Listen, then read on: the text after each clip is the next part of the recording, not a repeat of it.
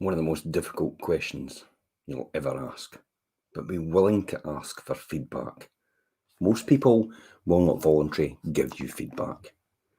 They're uncomfortable when possible confrontation, as you are. They don't want to hurt your feelings. They're afraid of your reaction. They don't want to risk your disapproval.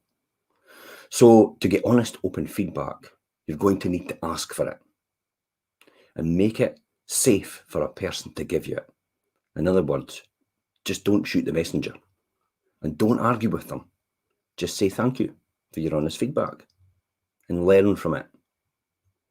One of the most important things I ask sometimes when people decide not to choose me as their estate agent, often rather than myself ask them, what went wrong or can I do something better to actually improve the next time, I usually get typically someone else to ask for it. So it is non-confrontational because sometimes people see it as a personal thing. It's not. It's just that possibly it lands on me. I failed to communicate that I was the best person to do the job. That's really what it comes down to. So a powerful question to ask your family members, friends and colleagues is, how do you see myself limiting me? You might think the answers would be hard to listen to, but most people find the information so valuable that they're grateful for what people tell them.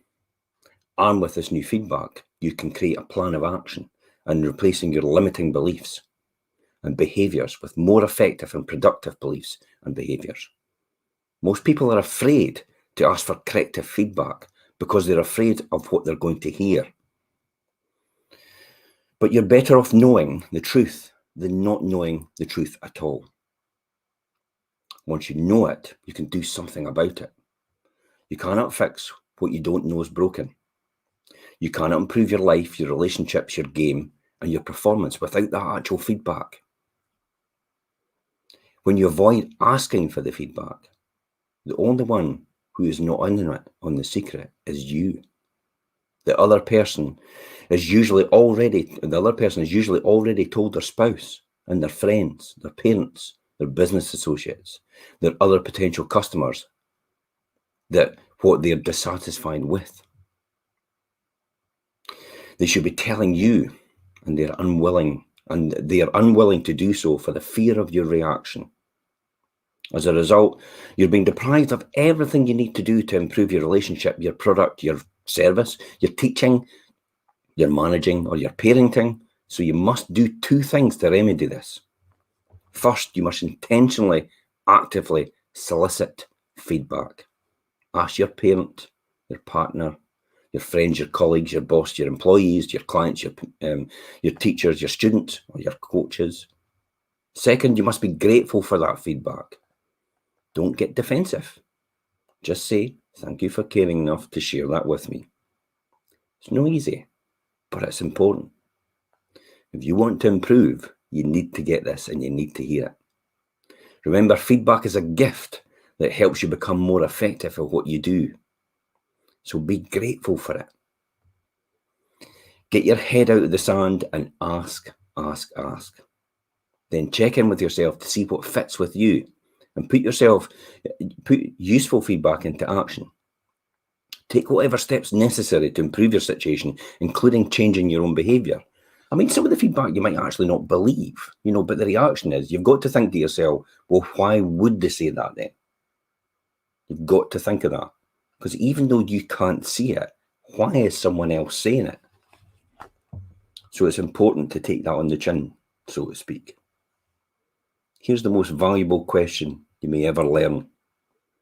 In the 1980s, a multi-millionaire businessman taught Jack Canfield a question that radically changed his life. If the only thing you get out of this and the consistent use of the question is in the personal and business life, it will have been worth the money and the time you've invested in listening to this. So what is that magical question that can improve the quality of your life and every relationship you're in, and every product you produce, every service you deliver, every meeting you conduct, every class you teach, and every transaction you ever enter into? Well, here it is. Are you ready? I am. On a scale of 1 to 10, how would you rate the quality of a relationship? or product or service during the last week or 2 months or quarter or season or semester, whatever that question would be. I'll say that again. On a scale of 1 to 10, how would you rate the quality of our relationship during the last week? Here are a number of variations of the same question that served Jack over the years. On a scale of 1 to 10, how would you rate the meeting we just had?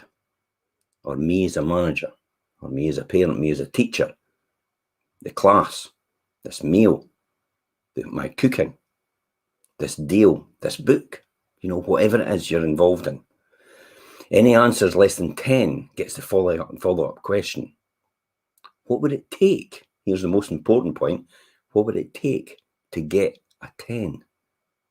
And get that honest feedback and put it into action. It's two of the most valuable things you'll ever learn. On a scale of 1 to 10, how would you rate the quality of what I've just done in the last week? And what would it take, if it's not a 10, to get it to a 10? Now, for some people, it might be absolutely impossible to get it to a 10. There's a law of diminishing returns, but you still need to ask that question. It's the most important thing ever. So this is where the valuable information comes from. Knowing that the person is dissatisfied is not enough. Knowing in detail what will satisfy them gives you the information you need to do to what's necessary to create a winning product, a service, or a relationship you have. So make it a habit to end every project, every meeting, every class, every training, consultation, installation, and consultation with these two questions. And I'll see you tomorrow.